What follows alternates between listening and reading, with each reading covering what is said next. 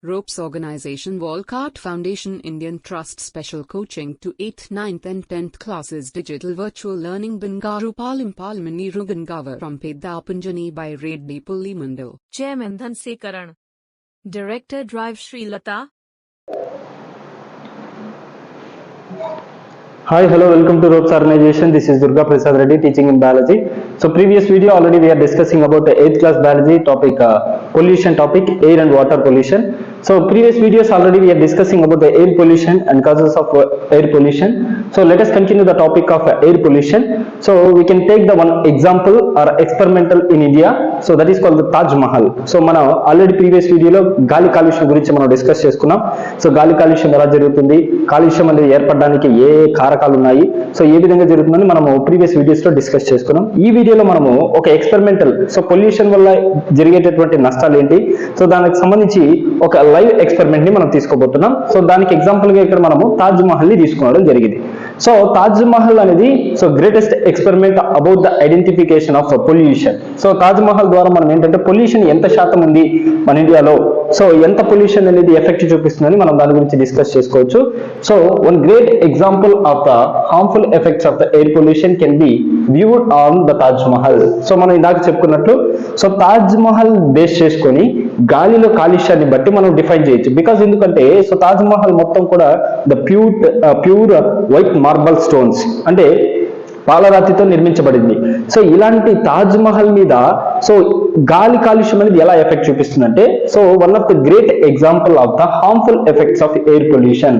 So అంటే వాతావరణంలో ఎంత శాతం ప్రమాదకరమైనటువంటి వాయువులు అనేవి గాలిలో ఉన్నాయో సో దానికి సంబంధించింది మనము ఇక్కడ డిస్కస్ చేసుకోబోతున్నాం. సో జనరల్ గా ఏంటంటే మనం ఆల్రెడీ ప్రీవియస్ వీడియోస్ లో డిస్కస్ చేసుకున్నట్టు సో ఎయిర్ పొల్యూషన్ కి వచ్చేసరికి ఏంటంటే లాట్ ఆఫ్ ఎయిర్ పొల్యూటెంట్స్ అనేవి మనం ఆల్రెడీ డిస్కస్ చేసుకున్నాం. ఎగ్జాంపుల్ CH4, మీథేన్ కావచ్చు, కార్బన్ డైఆక్సైడ్ CO2 కావచ్చు, కార్బన్ మోనాక్సైడ్, తర్వాత ఇలాంటి హార్మ్ఫుల్ గ్యాసెస్ అన్ని కూడా రిలీజ్ అయ్యి అట్మాస్ఫియర్ లో ఉన్నటువంటి ఓజోన్ లేయర్ ని డ్యామేజ్ చేస్తున్నాయి.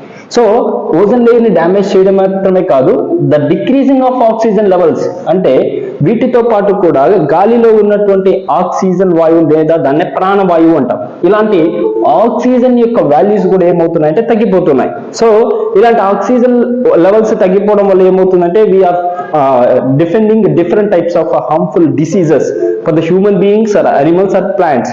సో వీటి వల్ల ఏంటంటే వేటి మీద ఎఫెక్ట్ చూపిస్తాయి ఇలాంటి ఎయిర్ పొల్యూషన్స్ వల్ల అంటే so the major effect on the organisms like for example plants. So plants మీద కూడా చాలా ఎఫెక్ట్ ని చూపిస్తాయి. సో ప్లాంట్ మీద ఎలాంటి ఎఫెక్ట్ ని చూపిస్తుంది, ఎస్పెషల్లీ ఏంటంటే there is a transpiration process in plants. అంటే మొక్కల్లో సో వాయువుల మార్పిడి కావచ్చు లేదా ట్రాన్స్పిరేషన్ నీటి యొక్క రవాణా జరిగేటప్పుడు కానీ వాటి యొక్క ప్రాసెస్ ఫిజియలాజికల్ ఫంక్షన్స్ అనేవి స్టాప్ అయిపోతాయి. So because the main reason of air pollution. So not only that animals. So animals లో కూడా ఏంటంటే respiratory problems, animals and human beings మనుషుల్లో కావచ్చు లేదా జంతువుల్లో కావచ్చు వీటిలో ఏంటంటే రెస్పిరేటరీ ప్రాబ్లమ్స్ అనేవి ఎక్కువగా వస్తుంటాయి. సో శ్వాస సంబంధమైనటువంటి వ్యాధులు వచ్చేటటువంటి అవకాశం ఉంది. సో దేనివల్ల అంటే ఎయిర్ పొల్యూషన్, సో గాలి కాలుష్యం వల్ల. సో ఇలా మనకి the most of the famous and beautiful tourist attraction of India. So మన ఇండియాలో the most beautiful attraction in India that is the place of Taj Mahal. So మన ఇండియాలోనే తీసుకుంటే the most beautiful tourist place and attraction place ఏది అంటే Taj Mahal. Because ఎందుకంటే ఆ complete construction మొత్తం కూడా ఏంటంటే సో వైట్ స్టోన్ తో కన్స్ట్రక్ట్ చేయబడి ఉంటుంది. అంటే అక్కడ ఆ తాజ్ మహల్ మొత్తం కూడా కట్టడం మొత్తం కూడా ఏంటంటే పాలరాతితో కట్టడం జరిగింది. ఈ పాలరాతి నిర్మించబడినటువంటి తాజ్ మహల్ ఎయిర్ పొల్యూషన్ వల్ల మనం ప్రీవియస్ వీడియోలో చెప్పుకున్నట్లు ఆల్రెడీ మనము యాసిడ్ రైన్స్ గురించి డిస్కస్ చేసుకున్నాం. So acid rains, how to the form of acid rains or we are discussing in previous video also. So what is the main reason of acid rains? So there are formed by the different chemical compounds. So what are the main reason of acid rains?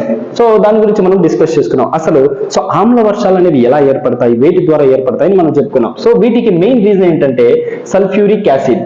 So ఈ sulphuric acid అనేది so atmosphere లో ఉన్నటువంటి gases తో react అయ్యి water తో react అయ్యి మనకి acid rains అనేవి ఫామ్ అవుతాయి. సో ఇలాంటి యాసిడ్ రైన్స్ అనేవి పడడం వల్ల ఏమవుతుంది అంటే so there is completely destroy of the beauty of the Taj Mahal. అంటే తాజ్ మహల్ యొక్క బ్యూటిఫికేషన్ మొత్తం కూడా డిస్ట్రాయ్ అయిపోతుంది, పాడైపోతుంది. బికాజ్ ఎందుకంటే సో ఇప్పుడు తెల్లటి పాలరాతి మీద సో ఏదైనా మరక పడితే క్లియర్ గా కనిపిస్తూ ఉంటుంది. సో అలా ఈ యాసిడ్ రైన్స్ పడినప్పుడు లేదా పొల్యూషన్ వల్ల ఏంటంటే సో కంప్లీట్ గా తాజ్ మహల్ యొక్క బ్యూటిఫికేషన్ అనేది పోతుంది. So the air pollution is that reason has to lead decolorization of the white marbles of Taj Mahal. So నేను ఆల్రెడీ చెప్పినట్టు సో ఇక్కడ ఏంటంటే డీకలరైజేషన్, ఆల్రెడీ ఉన్నటువంటి కలర్ మొత్తం డిస్ట్రాయ్ అయితే అలా అయ్యే ప్రాసెస్ ఏమంటామంటే డీకలరైజేషన్. So what is mean by డీకలరైజేషన్? The removing of colour.